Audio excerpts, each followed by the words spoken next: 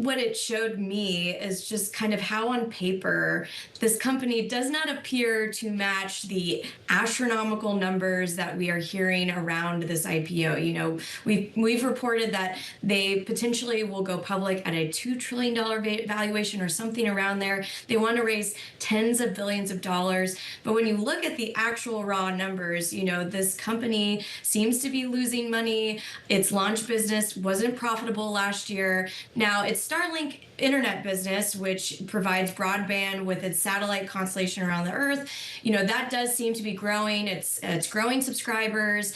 It's bringing in more and more revenue each year. But overall, it does not seem to match, you know, the hype that this IPO has been creating. Astronomical. I see what you did there. Very clever, very clever. But I found this so interesting because, yeah, to your point, you know, targeting a $2 trillion valuation. But when you look at the prospectus, it's the unsexier parts of the company that are doing really well, like Starlink. So are they pivoting at all? Are they leaning into that? Are they still focused on the big shiny space objects when they go to potential stockholders, investors, and say, like, give us this money, this is what we're worth?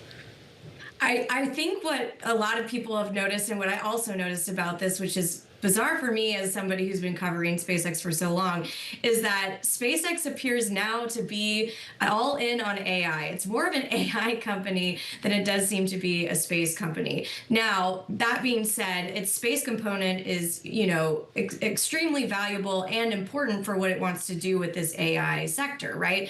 It's been talking about launching up to 1 million AI data centers in space. And the way that you do that is through launch. So that is still a really critical part of its mission and what it needs to do in order to achieve all of these aspirational goals.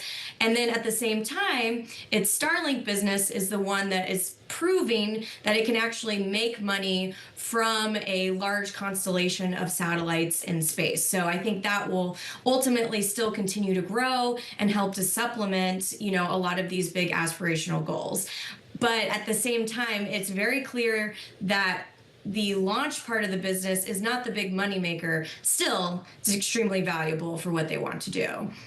Big question here is what this means for the man behind this company, for Elon Musk, and all of the whispers that he'll be the world's first trillionaire. Again, going back to what was filed this week, what did we learn about his compensation, what he's how he's likely to profit or make out from this this IPO when it happens? Right. So I think that he's, you know, his big pay package is tied to probably one of the most amazing goals you could possibly have as a CEO, which is this idea that you'll get paid when we have up to 1 million residents on a Mars colony. 1 million residents on Mars. Yeah, let's just say I'm not sure that is something that Elon will be seeing in his lifetime. I'm happy if you want to bring me back on the show when that is achieved, and I'll say that I'm wrong. I'm happy to do that.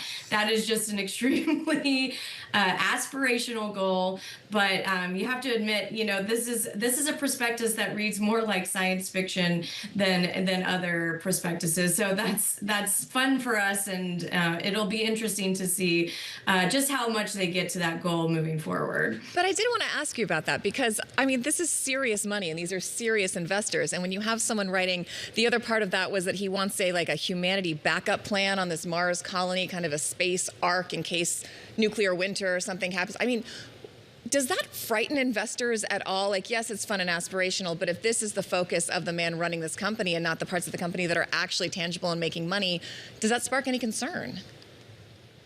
I think one thing that you could probably take away from what was in this document is that SpaceX does not appear to be very concerned with what I think other companies would be concerned about, which is showing that they're not making money, you know, showing this extreme CapEx, the capital expenditure that they have.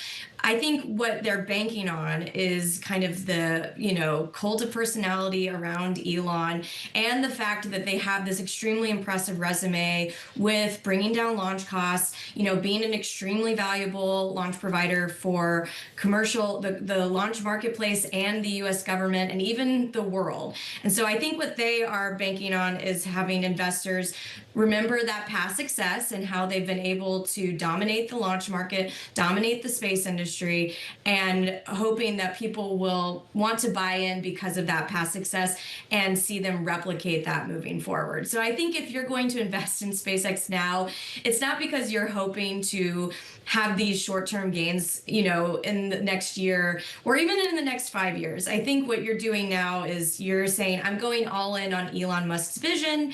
And because of what he's achieved in the past, I think he can do it again in the future. And I want to be along for that ride. So critical to what Elon Musk is proposing there, or the company's proposing there, getting all these people to Mars, is this Starship rocket. Talk about the importance of that to the launch side of the business, figuring out a way to get this to launch reliably in a way that it hasn't been able to so far. Right. Well, I think you'll notice that in their prospectus, one of their top risk factors is Starship. And like I said earlier, while launch appears on paper to be a small part of this business, is extremely important to what they want to do next. And Starship is basically the backbone of all of these future ambitions. They want to launch these data centers into space. They have to be able to launch on Starship. They want to launch larger versions of their Starlink satellites. Those are specifically designed to launch on Starship. Also, their future direct-to-cell satellites, which connect to unmodified smartphones, they also have to launch on Starship. And so what they detail in their filing is that if Starship doesn't work or if it's majorly delayed, that's going to have a huge ripple effect on all of these major programs. So Starship has to work. They've designed it. They've made it on the critical path for all of their success. And so it has to work in order for all of these things to happen. And so, again, launch may seem small, but in the end, it's the key pivotal point for their future. Loren Grush, thank you very much. You're welcome back anytime before or after Elon Musk gets 1 million people to Mars. Happy to have you on anytime. Yeah, if you want to zoom in from Mars, Anytime. that's also fine. Just let us know. Yeah, no, I'll take the moon, maybe not Mars. There we go.